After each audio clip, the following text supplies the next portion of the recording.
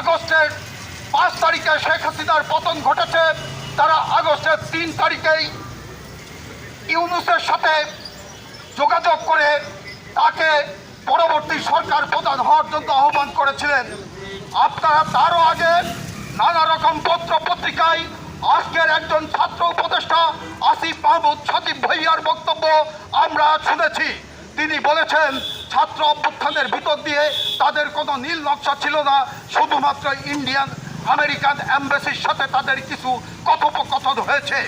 সংগ্রামী সাথী ও বন্ধুগণ, দিয়েছে একটি খবর, ছাত্র আন্দোলনের ভিতর দিয়ে ছাত্রদের একটি অংশের যে রাজনৈতিক দল গঠন, সেই দলের যিনি প্রধান হয়েছেন সেই নাহিদের কোর্টে তার সাক্ষ্য প্রদানের ভিতর দিয়ে একটি কথা তিনি আজকে স্পষ্ট করেছেন।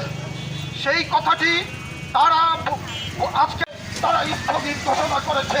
সংগ্রামী সাথী ও বন্ধুগণ, বাংলাদেশের ভিতর দিয়ে করিডোর প্রদান বাংলাদেশের সহ এই অঞ্চলের অখণ্ডতা রক্ষার জন্য আমরা বাংলাদেশের সাধারণ মানুষ, বাংলাদেশের বিপ্লবী কমিউনিস্ট লীগের, বাংলাদেশের সরকারের কোনো বিবৃতি নাই, বাংলাদেশের সামরিক সেনাবাহিনী কর্তৃপক্ষের কোনো বিবৃতি নাই। সাধারণ মানুষ আজ ধূম্রজালের মধ্যে অবস্থান করছে।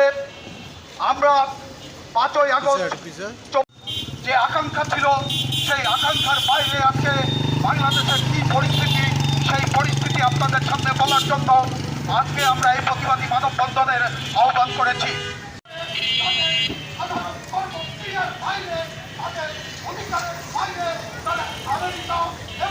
বাংলাদেশের গণতন্ত্রকে রক্ষা করার জন্য বাংলাদেশের স্বাধীনতা সার্বভৌমত্বকে